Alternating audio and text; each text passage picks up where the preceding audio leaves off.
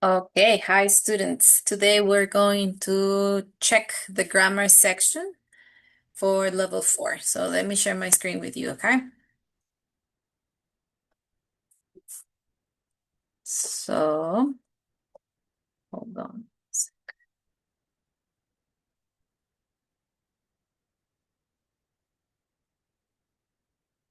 All right, so here it is.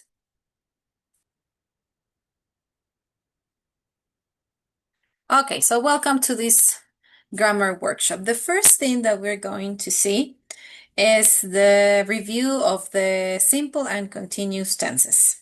Okay, so remember that simple present, well, first let's talk about the simple tenses. We have three here. We have the simple present, we have the simple past, and we have the present perfect. Okay, simple present, remember that it's for habits and completed actions. All right.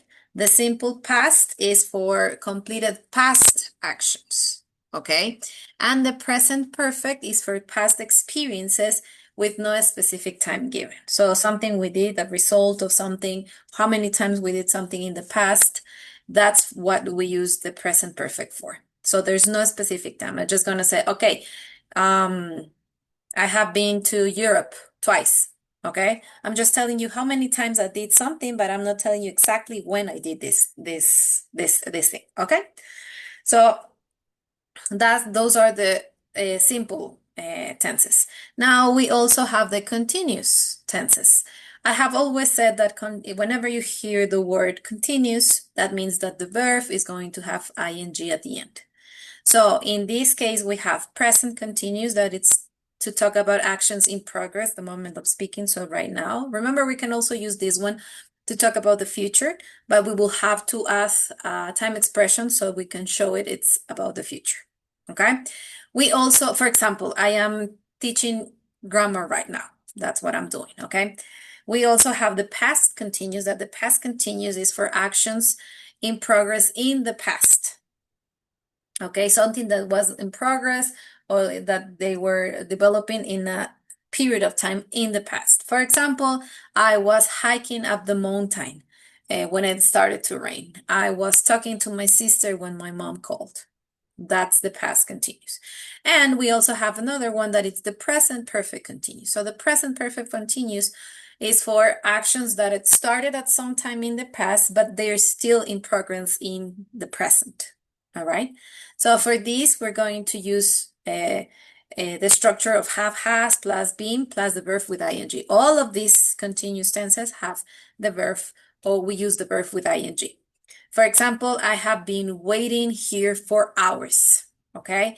Oh, I haven't been on vacations for almost 2 years. All right. So those are the simple and continuous tenses. We have an exercise here that you can do it at home as you can for you to practice. So I was going to tell you the answers, but I prefer that you try to work on this one. Just remember the things that I have told you, right? Like simple present, habits or routines, a simple past for finished actions from the past. Okay, so this is the review. Okay, you ready practice? Let's check the answers. Here are the answers of the activity. I hope you did all them well. And here's what I already said. You just have to match which one is which one, and you will have like the correct answer. Okay, very good. So now we're gonna talk about dynamic and stated verbs. Dynamic verbs, they describe actions in progress or a plan. Okay, they can be used in continuous forms. Not always, but most of the time. For example, well, yeah, continuous forms. Like I'm talking to, I'm talking to my mom, for example. Okay, we're hiring a team of expert coaches. Those are the dynamic verbs because they're actions that are in progress. So we're gonna use a continuous form here. And then we have the stative verbs. The stative verbs are the ones that describe personal quality, preferences or opinions. And they are generally not used with continuous forms. For example, we need to act fast to change this trend. Okay, so it's another thing like preferences. I like to clean my house with Clorox. It's just an example. So those are stated verbs, okay? Remember, the dynamic ones are the ones that are in action, that are continuous actions or in progress, and the stative are to describe personal qualities, preferences, and opinions. So you have here three exercises. You have the first one that says I love chocolate cake, and the second one that says I'm loving chocolate cake. So in the first one, A is stative because I love chocolate, that's my opinion. And the second one is dynamic because it's an action in progress. In the second one, the same. A is a stated verb and B is dynamic because it's in progress. And the same is in the third example, sorry. A is for is an stated verb, and I'm thinking of going swimming is a continuous action. So that's the difference, no big deal, of dynamic and stated verbs. Okay, very good. We're gonna go with the third topic, that it's real conditionals. Real conditionals, as the name says it. Hi Cesar.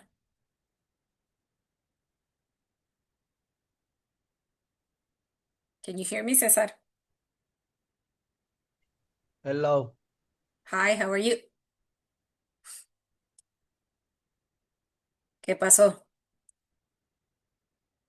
Tengo problemas con mi internet, o sea. Ah, tienes problemas con el internet. ¿Por dónde estás?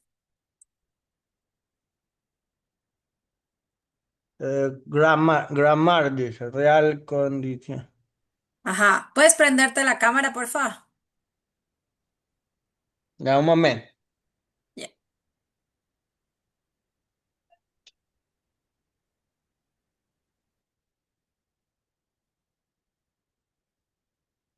Okay, something happened with Cesar. Let's continue. So real conditionals. Real conditionals are, as I was saying, because these are things that can happen, that are possible to happen, okay? So we have the simple present in the condition. So, and we have will be going to, or might in the result. For example, here, in the simple present, we have hold on, let me draw it here. If you like spicy food, that's the if condition, that it's going to be in the simple present as you see it there. And then you have the result that we are using, will in this case. You will love these tacos. So whenever you use conditionals, you're going to have an if clause and a result clause. So in this case, if simple present and the result clause will, going to, or might. All right. So if you like spicy food, you will love these tacos. The other example, if you have some old fruit, don't waste it. The same, we're using simple present here, and we have, no, sorry, never mind. Letter C, it would be if you don't eat, you might be hungry later. Those are the ones that I was telling you about, that you have to use present and you have to use the future tense in here. Okay? Normally we use this to make plans and to talk about predictions. Okay? There we also have, these are the simple present in a condition. Now we also have the simple present in the condition. Let me change the color. The simple present in the condition, like here, if you have some old fruit, or if you order too much food.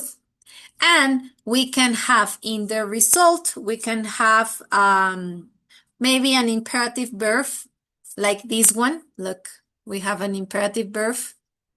Like imperative is when we with commands, not orders, but commands, like stand up, sit down, open the window, close the door, etc. Those are imperatives. We have one here that is don't waste it. Normally imperative verbs, they don't have a subject. They just have the auxiliary and the verb. So we can use simple tense, simple present in the if clause, and we have an imperative verb in the main clause or in the result clause. Okay? We can also use this one here. We can also use, remember, we can have simple present in the if clause, will or going to or might in the result, or we can use simple present in the if clause and an imperative in the result clause, as you see it here on the screen. And you can also have the if clause with the simple present, the same as we have done it before, but we can also use simple present in the result, like we have it here. So this is the result. It says you can ask for a doggy bath, sorry. So we have all of this to talk about these are used to talk these are real conditionals, to say it in a way, okay? So that's the way that you should use it, okay? Well, the exercise here says read sentences A and D and answer the question. So the first one says, which sentence is talking about something that is generally true? It's D, because it's generally true that when you order too much food and you don't eat everything, you have to ask for a doggy bag and take it home. Then the second one says, which sentences are talking about a future result or prediction? Future result. As I already said, you use present simple and future. So we have A and C. If you like spicy food, you will love these tacos. And if you don't eat, you might be hungry later. So we have these two. And the third question says, which sentence is giving advice or instruction? So it's B, because it's if you have some all fruit, don't waste it. It's like, remember, imperatives are when you give like an order or a command. So in this case, you're giving advice when you use an imperative. It's not like you're ordering the person. So like if you have some all fruit, don't waste it. You're giving advice. All right?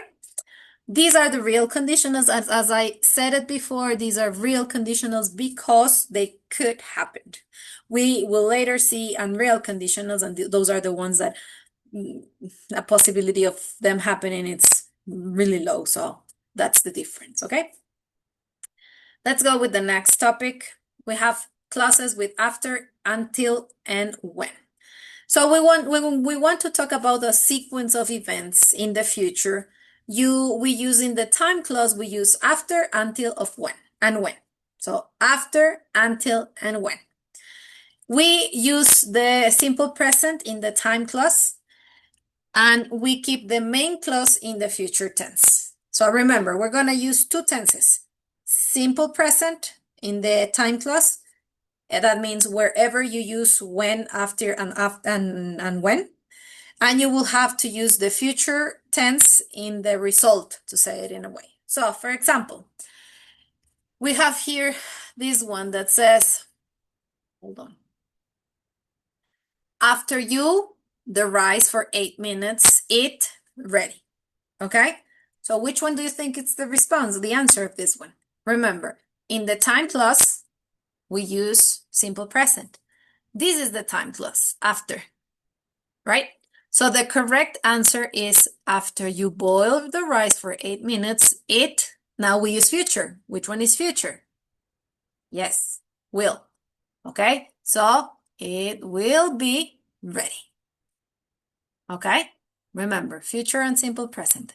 Next one, we have the next example we have here.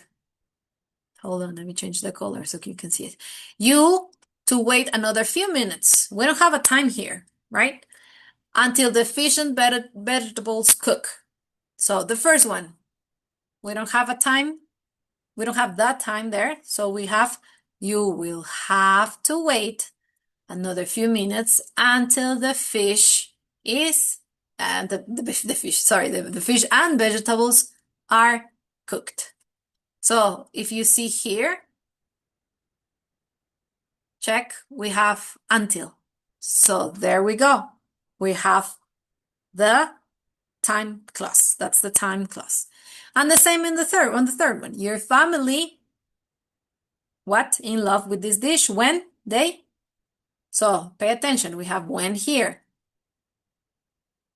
So that means that this one will be in the simple present, right? And the first one will be in the future. So the answer is your family will fall in love with the dish when they try it.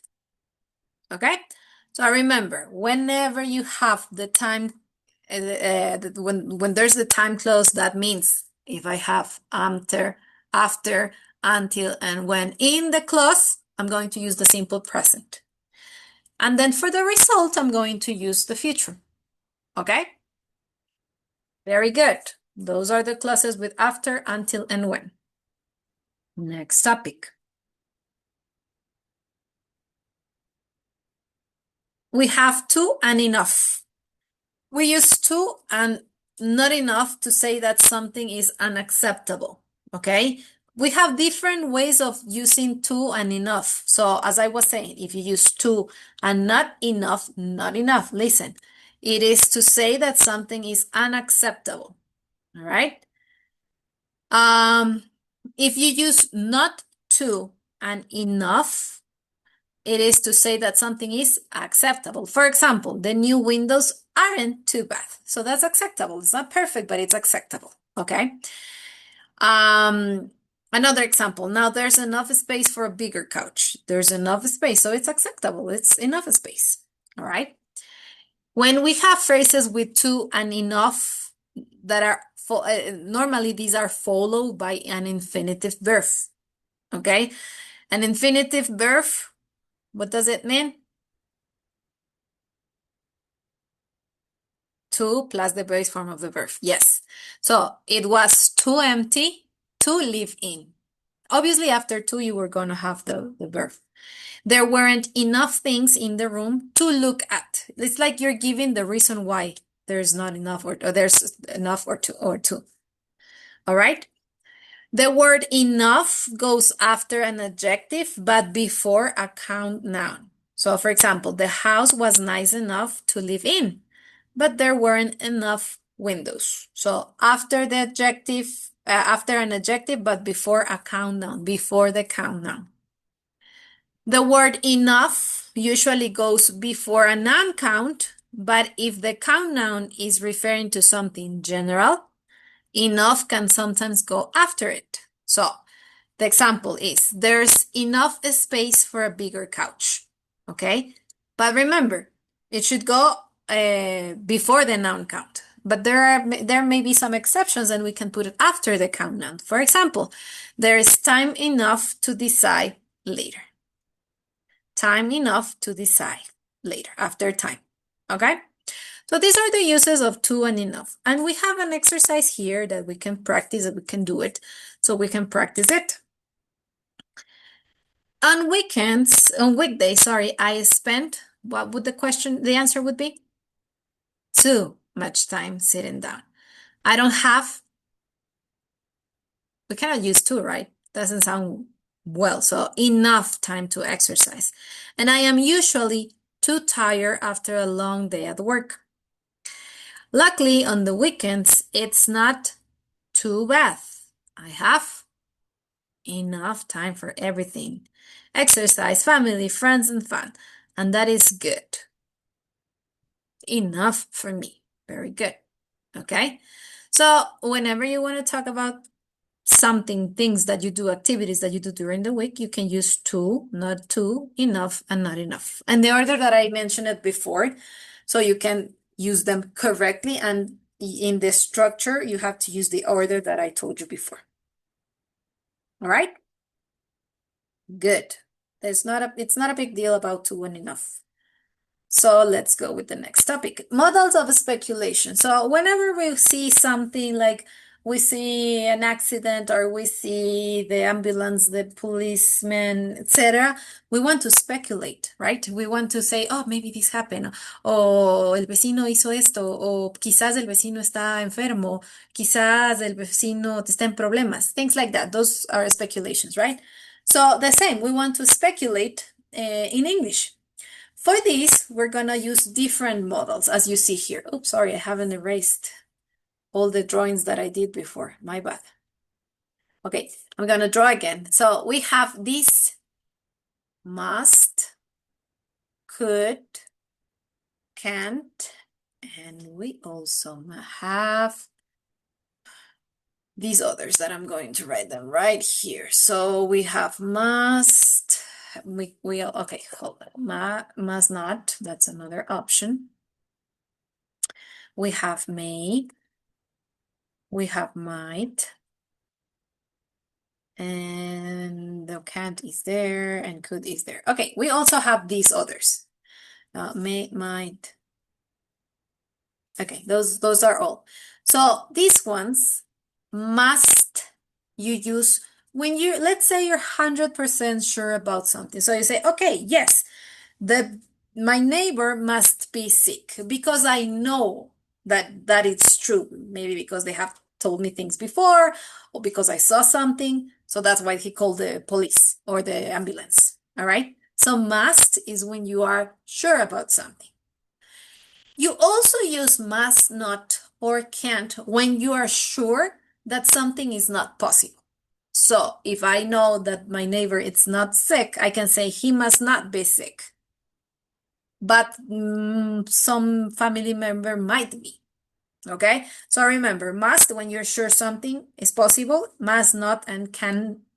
It's when you're sure something is not possible to happen. Okay?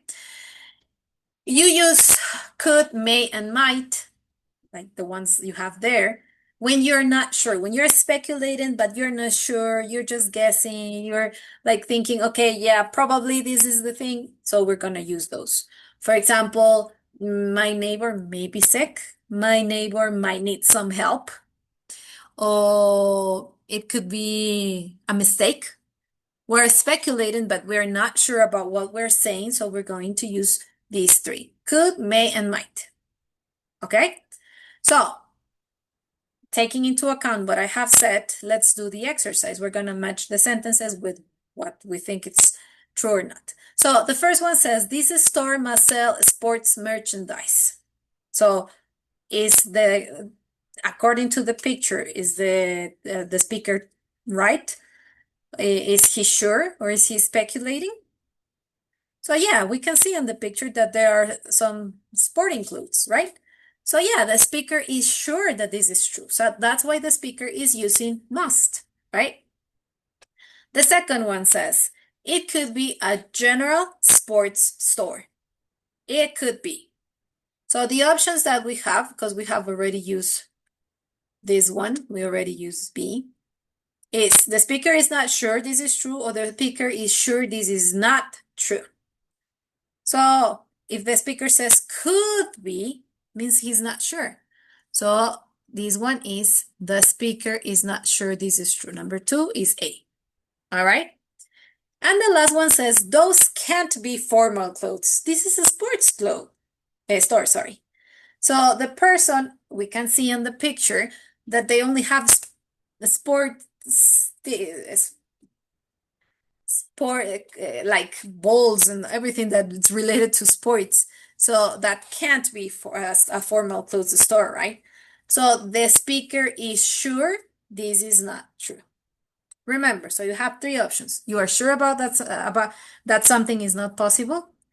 B is you are sure something is not possible. And the third one is when you're not sure, you're speculating and you're not sure, you're using could, may, and might. Okay? So that's how we speculate about things that we see. Remember that after these verbs, the speculative verbs must, could, can, might, may, or must not, you have to use the verb in its base form, like here. Like we have, look, sell, be. Oops, sorry. So that's the way that you are going to speculate, okay? Very good. We're going to see now relative clauses. What relative clauses do is they give extra information about people, about things, or about places. Okay? So we can have like some information, but these ones, what they do is they give extra information. Okay? So with the relative clauses, we have the relative pronouns. Let me write it right here so you can see.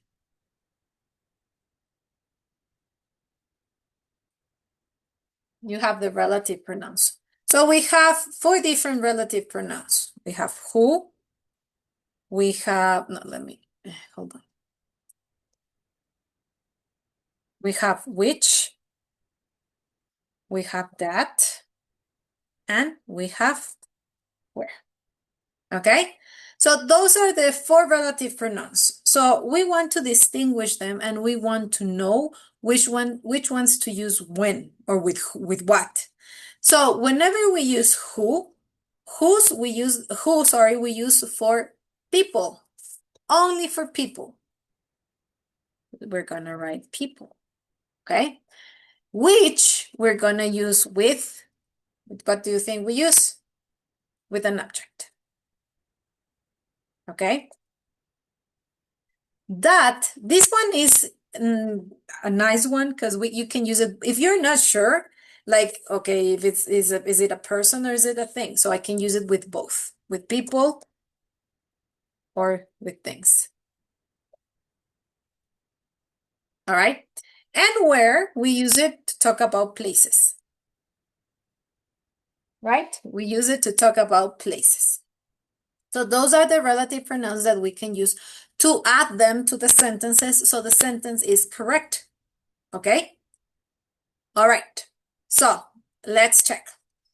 The first one says, comedians perform for live audiences are usually better entertainments. So when we say comedians, are we referring to people or things? Yes, we're referring to people. So we are going to say comedians who, and as I said it before, if you're not so sure, you can also use that. Comedians that perform for live audiences are usually better entertainers. Right? Well, perfect, right? Second one, many photos go viral are pictures of heroes or icons. Many photos, we're talking about things. So we have 2 options here. We have which, that you can only use with things, or you can also use that. So that is beautiful because you can use with both, right? We also, okay, number 3, we have filmmakers are also producers create more successful movies. So we're talking about the filmmakers that are also producers. Oh, I already said the answer. You can use that or who. Both are okay. Well, let's write that here so we can give it a chance. That are also producers create more successful movies. Okay? 4, the performers people admire are usually from their own country. We're talking about the performers and people. We're talking about people, to be more specific. So what are we going to use? People is people. So we're going to use who. As I said it before, you can also use that. Number 5 says most of the clothes models and other celebrities wear are by famous designers. We're talking not about the models, right? We're talking about the clothes.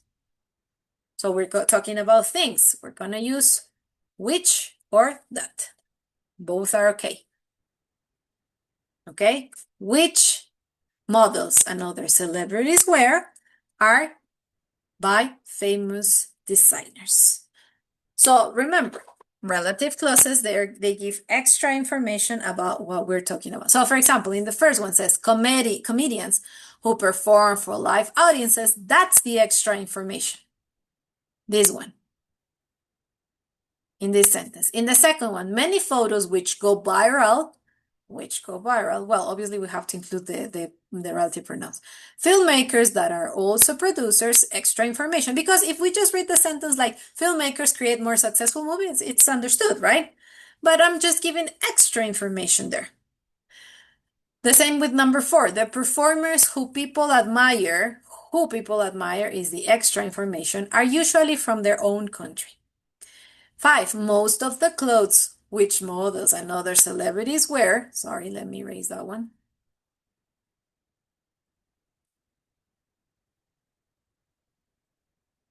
Is the extra information, okay? Sometimes the extra information, it's not necessary, you don't need it there, and it's understood without it, but sometimes, yeah, it's important to have it there because those are the subject relative clauses, okay? Very good. Just remember that there are subject relative clauses The relative pronoun is the subject of the clause and is always followed by a verb. And there are object relative clauses that are the object of the clause and is always followed by a noun or a pronoun. Okay? Very good. So that's it with relative clauses. Let's go with the next topic. Past perfect. When do we use the past perfect? This is very important to remember. We already saw present perfect continuous, past simple. This one is also to talk about the past. The past perfect is to talk about things that happened or didn't happen before another event in the same past, not in the future, not in the present, in the past. So I'm going to talk about a thing that happened before another event in the past. Okay? Very good. So now we know how to use the past perfect. Let's see the structure of the past perfect. Here is a sentence with the past perfect. It had begun to rain. So the structure you're gonna use, hold on, this is not what I was looking for. It's subject plus,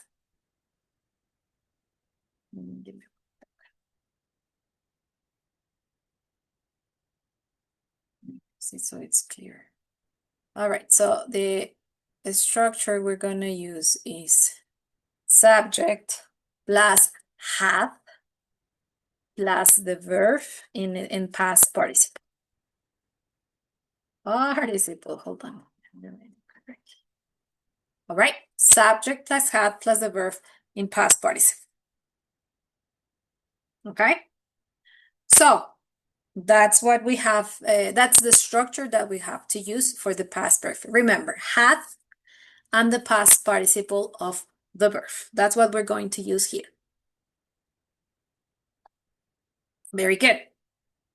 So now that we have the structure, we have here 3 sentences. As I told you, the past perfect is to talk about an action that happened before another thing in the past. So let's check these sentences. The first one says, by the time we arrived at the door of the old house, it had begun to rain. So what happened first? It began to rain. All right. So when I arrived before, it had begun to rain. We're using the past perfect for that. The second one says, I looked out of the window and saw something I had never seen before. So this didn't happen, right? Okay, very good. Number 3, when they meet again by the lake in the park, they hadn't talked to each other for almost 10 years. So which action happened first? That they hadn't talked to each other for almost 10 years. That happened before they found each other. Okay? So remember, past perfect, an action happened before another one. Let me see. I'm not missing anything, sorry. So that's it with the past perfect. All right. Let's go with the next topic. That is was we're going to or was we're supposed to. We use to describe an action that was planned or expected to happen. So in here, we have an exercise that we can check. Give me 1 second.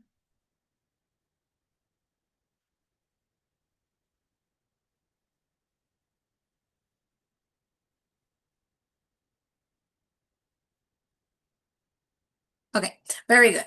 So, well, let's say that the big difference between the was we're going to and the was we're supposed to, it's not like a big difference, like you will say, okay, I won't understand, but it's like a simple difference here. Give me 1 second, I lost what I was doing. I'm so sorry. Okay, so hold on. Okay, here. So, 1 second. All right, let's do the activity first, and then I will explain it again.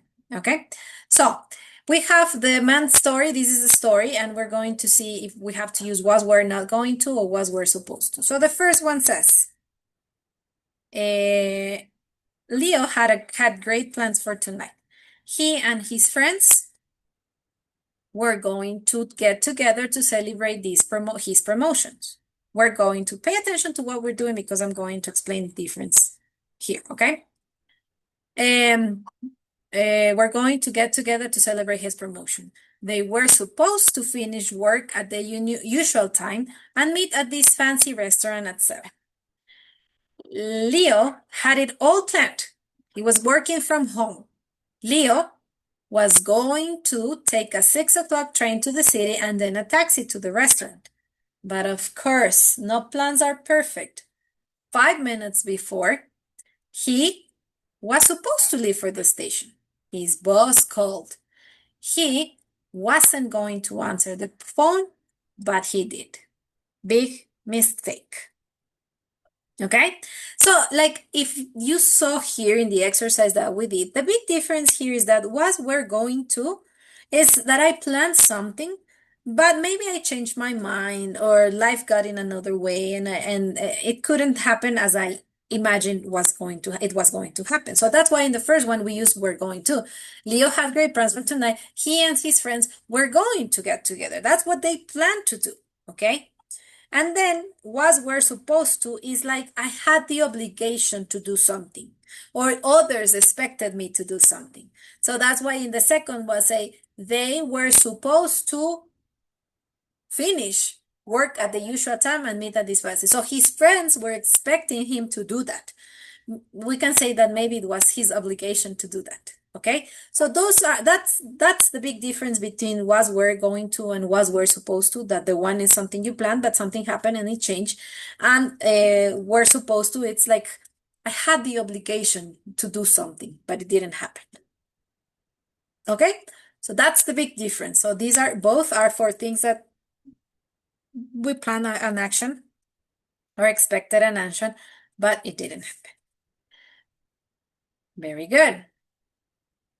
Reported questions. So remember that before we saw the reported speech. Reported speech is when we repeat what someone else said, like not in their exact same words because we are not quoting the person, we're just repeating what the other person said.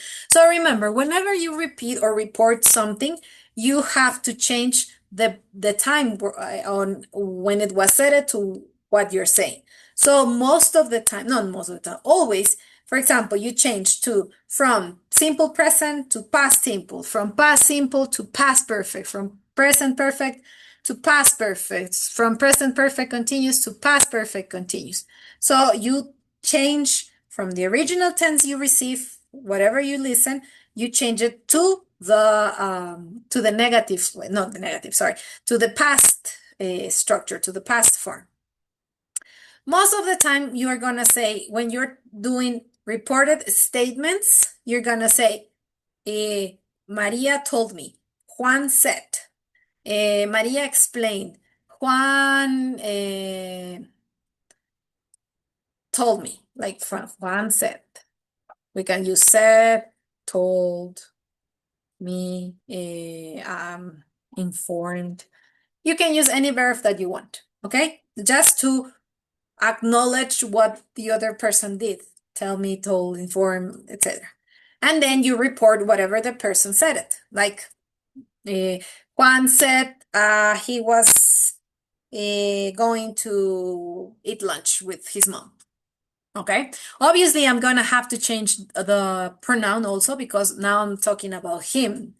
If I quote, I'm going to repeat the exact same words. If Juan says, I am going to eat with my mom, if I quote it, I'm going to say, Juan said, I am going to eat with my mom, and I put it between quotation. But in this case, I'm reporting, so I have to say, Juan said that he was going to eat with his mom. So remember, you have to learn how to change from what tense to what tense to change each reported thing that you're going to say.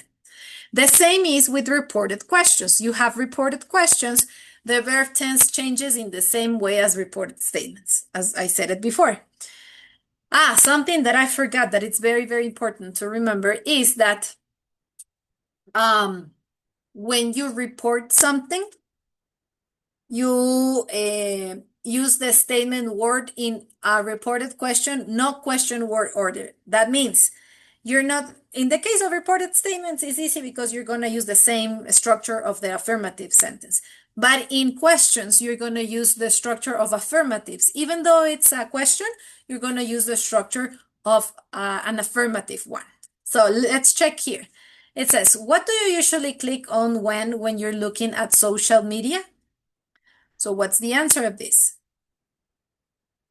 You asked each other, because you ask each other what. Hold on, let me erase this here. When you ask a question, you said, what did you click? You see, did you click? But as this is a statement, we're going to say you clicked. We use the affirmative structure. When you, as it is, are looking, we're going to say we're looking at social media. All right. What are some possible consequences of looking at clickbait? Sorry. You also ask what. We change it to the past. That means what were the possible consequences of looking at, sorry, what were, no, never mind. I did it wrong here. Sorry, I have to erase. What the possible consequences, that's the correct, the possible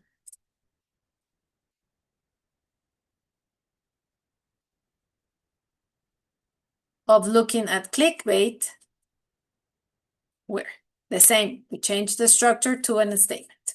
All right. Does clickbait annoy you? That's the original question. We're going to report it. Finally, you ask each other whenever, okay, we normally have information questions. So we have the WH word, what, where, who, how, when, why. But when you don't have an information question and it's a yes, no question, we're going to use if. So finally, you ask each other if clickbait, change it to the past because this is the present, annoyed you. All right? Perfect. So that's the way you do it. Remember, you change it to the past, you use the structure of an affirmative, and if you have a yes, no question, you use if. Okay? Very good. Next one.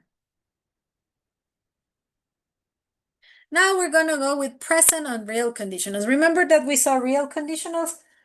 Now we're going to see present and real conditionals because these are unreal, because these are not possible to happen. These are imagined situations, or we could use them for present or for future. These are imagined situations. So when we have two clauses in this part, right? The if clause, that is this one. Let me erase what we did before. The if clause, that is this one. You have to use it in simple past, okay? In simple past. All right. And in the result clause, you're going to use with. So simple present in the if clause and with in the result clause. So it says here, look at the picture, imagine you're working in this place, give answers to the following questions. How many sentences can you make? The first one says, if you work here, what kind of job would you have? Here's a complete sentence with this, what I am telling you. If I worked here, simple past, I would hate it because I hate cold weather. So we're using past simple and with. Okay? Past simple and would. So my example would be, if I worked here, I would love it because I'm surrounded by nature. In my case, I would love it. I love nature, so I would love it. Okay? I can also change the order. I can say I would love it here if I worked here. It doesn't matter if you start with the if clause or the result clause. It won't affect what you're trying to say. Just remember that whenever you start with the if clause, you have to use a comma between the two clauses. But if you have the if clause between the two sentences, you don't need a comma because if is already separating what you're trying to say. Okay? So that's for present and real. This is just present and real conditions. We're going to see some others too. When we also talk about like things that we imagine, we also have wish, right? It's to express that you want things to be different from what they are, or that you feel sadness or when you regret about something that you did in the past. Okay? So when you use I wish, you are going to use the simple past. Okay? I mean, you're going to have to change it to the tense that it corresponds. And you will see in the exercise that we're going to do right now, we're going to change from the present to the past. We're going to change the main verb. It's the same for past, future, or present ideas. Okay? So let's see. It's pretty simple though. So you don't have to change a lot here. So look, the first one says, I have to work long hours. So I'm not maybe not regretting, but I feel sad about working long hours. So I'm gonna use I wish to express this idea. I wish I didn't have to work such long hours. See, I didn't have to work such long hours. We're changing it to the past. All right. Check the other ones. I don't have much free time. I wish, think about it, and we will check later your answer. I can take any time off this week. The same. Think about it. Change it to the past. How can we change can to the past? And the last one is I promise to work this weekend. I promise to work. This is in past. Which tense do you think we should change it to? Okay. Now let's check. Let's see. Here are the answers. I didn't have to work such long hours. I don't have much free time. As I'm using simple present, I'm going to change it to the past. I wish I had more free time. All right. Now, can't. The past of can't, could. I can't take any time off this week. I wish I could take some time off this week. The other one, I promise to. Promise to is in the simple past. We're going to change it to the past perfect. I wish I hadn't promised to work this weekend. Okay. So we have to change the time in which we're using it to use correctly, I wish. Okay, so pay attention to what it says there. Don't confuse wish and hope.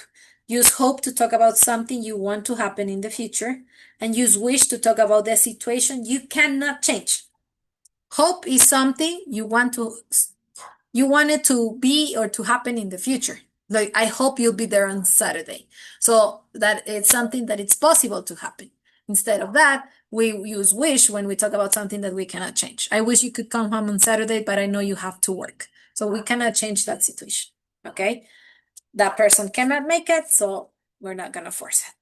So that's the use of I wish. All right? Very good. Let's go with the next one. We have prohibition, permission, obligation in the present. Let's start first with the present. All right. So for this, we have different verbs, not verbs.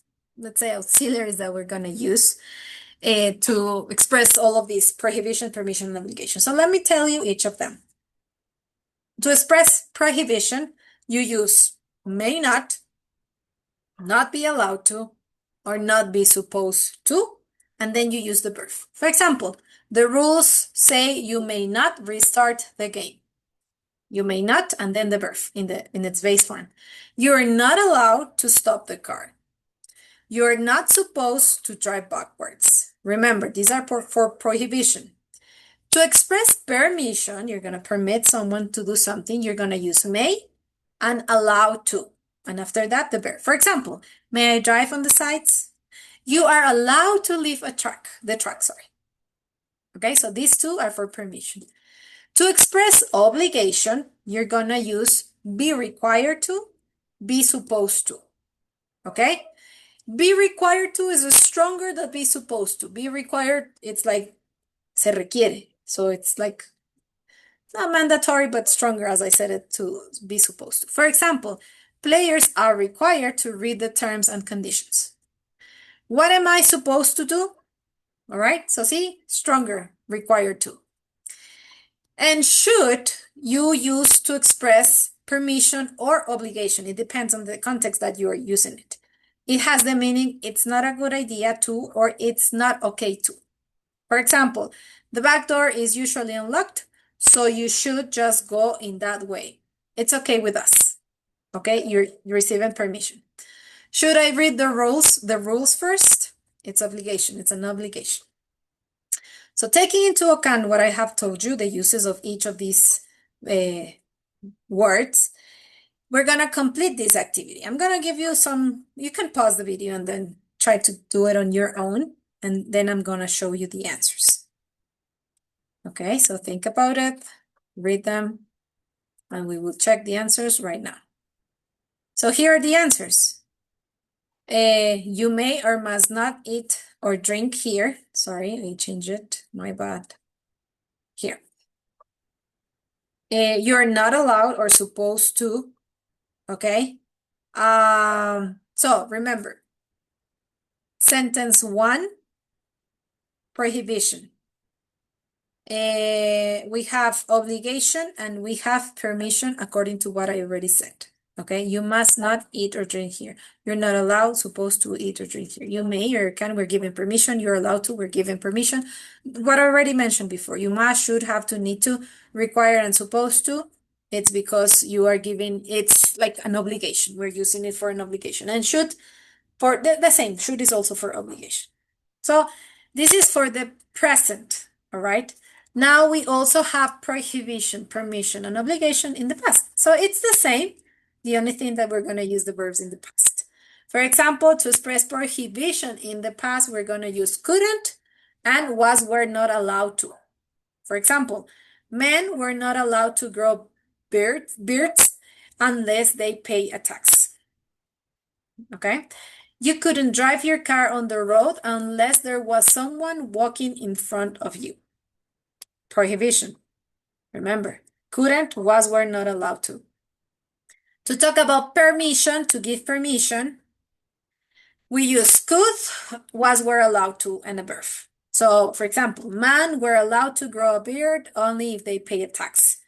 Men who paid the tax could keep their beards. Imagine paying taxes to have a beard. All right, to talk about obligation in the past, we have to use had to, was, were required to, and was, were supposed to, and the verb. For example, men who didn't pay the tax had to shave off their beards, sorry. Cars were required to stop. This person was supposed to carry a red flag. Those are to express obligation. So we have obligation, permission, and prohibition. So according to what I just said, I forgot, this is very important. Like these statements are expressed in passive because the authority is responsible of allowing or not allowing something. Okay? So let's check the answers of this one. We have an exercise here. We have a photo and we have to complete. It says, city streets in the early 20th century were very chaotic. There was a lot of traffic just like today, but there were fewer regulations. So all right, very good. So let's continue with this one. Let's try to do it. Do it, pause it, solve it, and then you'll check the answers in the next slide. So both horse-drawn carriages and motorized vehicles circulate freely. However, they stay on the right-hand side of the road and they stop in the middle of a moving traffic. Pedestrians cross at the crosswalk, but often they prefer to walk in the middle of the road. So check and see if they are giving them permission, or it was an obligation, or it was a prohibition to do something. And according to that, you will have the correct answer. So let's check the answers. There it is. So both horse-drawn carriages and motorized vehicles could or were allowed to. So this is a permission to circulate freely. However, they had to or were required to. Those are the options because that was an obligation to stay on the right-hand side of the road. And they couldn't or weren't allowed to stop in the middle of the traffic. The same, that's a permission, like they are not giving permission to do something. Or we're talking about prohibition. And pedestrians were required to, were supposed to cross at the crosswalk, but often they prefer to walk in the middle of the road. Okay? Were required to. That was like, whew, that was like an obligation. They were required to, they were supposed to, they had to do that. Okay? So remember, these are prohibitions, permissions, and obligations in the past. We already saw them in present, and now we saw them in past. Very good. Let's go with the next topic. We're getting closer to the end. Past and real conditionals. We already saw the present. Remember, I told you we're going to see the past and real conditionals. And they're referred to imagined past situations. Okay? Situations that were imaginary in the past, right? So we're going to see the if clause describes an imagined situation. The verb is in the past perfect. Let me show you because we have some sentences here. In the past perfect. Look, this one. Past perfect. All right? The main clause describes the imagined result. We are going to use would in the result. So here is would not have discovered gravity. Okay, would not, and the verb in the base form. Okay, so when you are not sure about the result, to use might. Let me see if here's the example with might. Here, look, Spencer might not have discovered the microwave if a candy bar had not melted in his pocket. Might not have. When you're not sure about the result, okay? Instead of would. But when you're sure about the result, when you think and you really know that that was the result that you were expecting, you're going to use would. So the structure we're going to use here is the following. Let me write it here. Look. One second.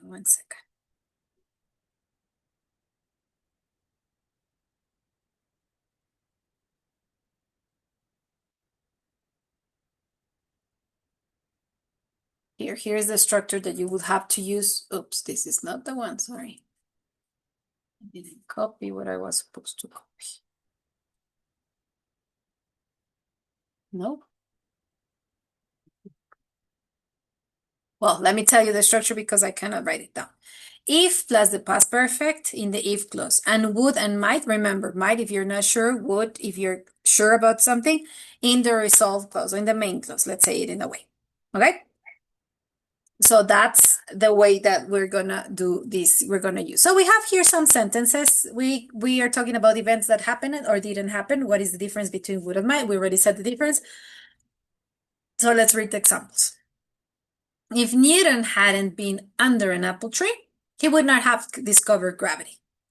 All right. These are these are referred to a hypothetical time, not a past time, a hypothetical time, because these events didn't happen. Okay. As I said, we describe imagined situations from the past. Okay. So if Fleming hadn't added bacteria to the petri dish, he would not have discovered penicillin. Spencer might not have discovered the microwave if the candy bar had not melted in the pocket. So remember that we want to use correctly. We have to use the past perfect and we have to use the would or might in the result clause. Those are past and real conditions, okay? Very good. Let's go with the next topic. We have gerunds and infinitives after forget, remember, and stop. We have these three verbs, okay? So when we talk about a definite action that is finished or in progress, forget, remember, stop are followed by a gerund. Remember what are gerunds? Gerunds are the verbs that go with ing. So when we want to talk about the definite action, after these three verbs, forget, remember, stop, you're going to use a gerund. Forget, talking, remember, calling, stop, playing, things like that. We're going to use a gerund. For example, I'll never forget losing our passports in Paris. I'll clearly remember putting my keys on the table. Remember putting, forget losing. Stop worrying so much. Stop worrying, okay? Now, when we want to talk about a general or an indefinite action, we use an infinitive verb. For example, I didn't forget to stop the mail, okay? Did you remember to close the bedroom window? We're talking about a general thing or an indefinite action. Can we stop for a moment to check we have everything? Can we stop for a moment to check we have everything? So remember, again, I'm going to repeat. When we want to talk about a definite action that is finished or in progress, we use these verbs. These verbs. These three verbs. For red, remember, stop with a gerund. And we want to talk about a general or indefinite action. We use it with an infinitive verb. Infinitive verb, what does it mean? To plus the verb. These are infinitives.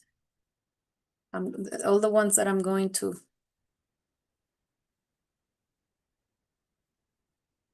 think, to keep. And gerunds are the ones with ing. Okay? The gerunds are with ing. All right, very good. So let's check this exercise, okay? Let's check this to see which one is the correct answer, okay?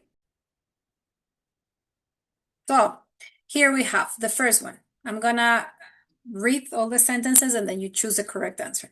I'll never forget my roommate for the first time. I was so nervous. I remember, what if she doesn't like me? But we got on so well that we just couldn't stop.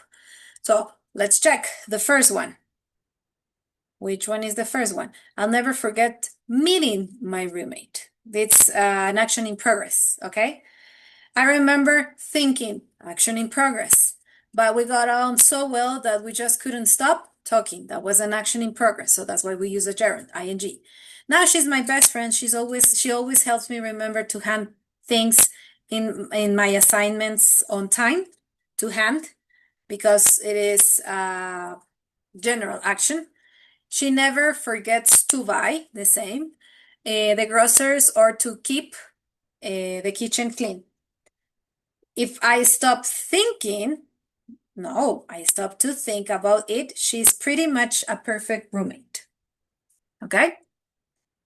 So that's how you have to answer. Right? So very good. That's what we're going to do.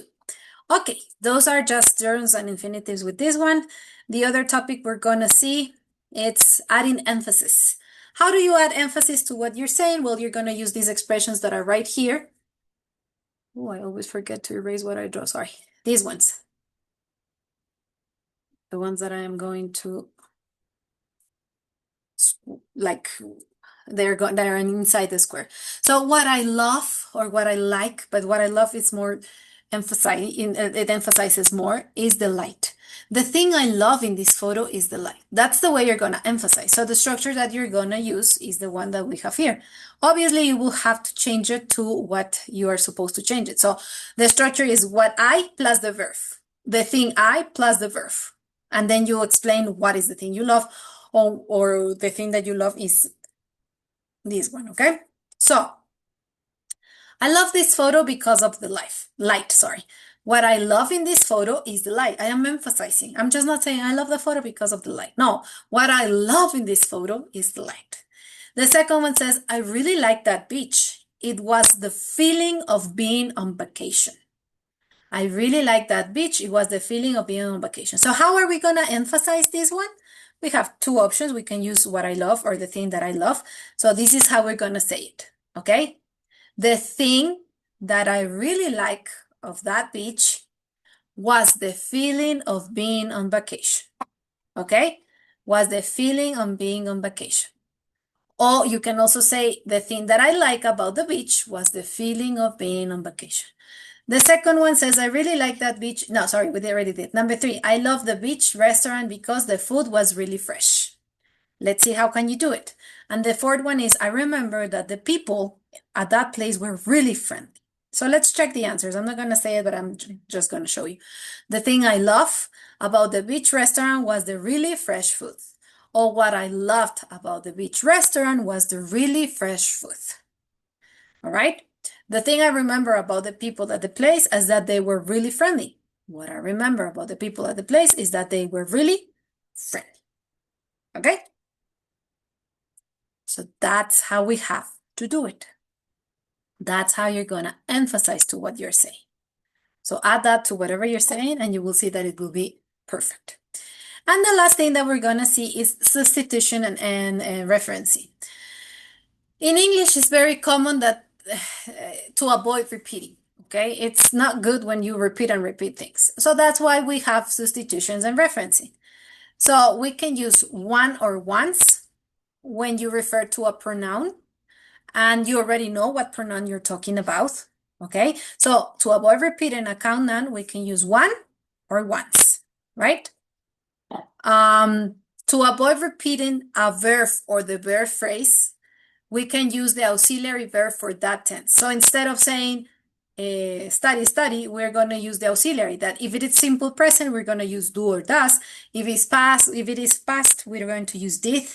If it's future, we're going to use will. So we're going to use the auxiliary. That's what I always say. Here's the auxiliary, here's the verb. It's different.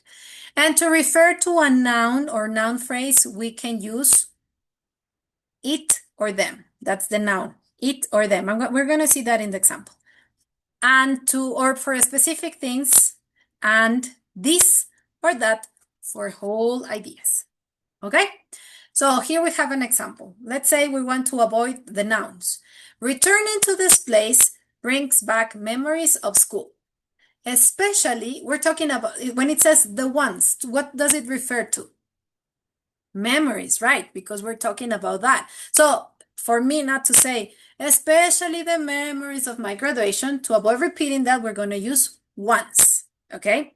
I have a distant memory of it. What is it referred to? I have a distant memory of it.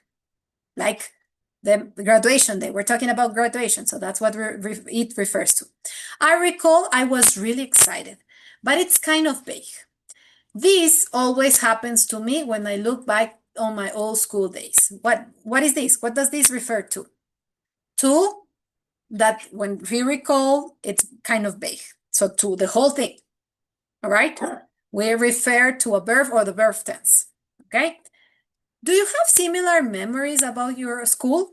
If you do what? It refers to memories of your school. If you do, let me know.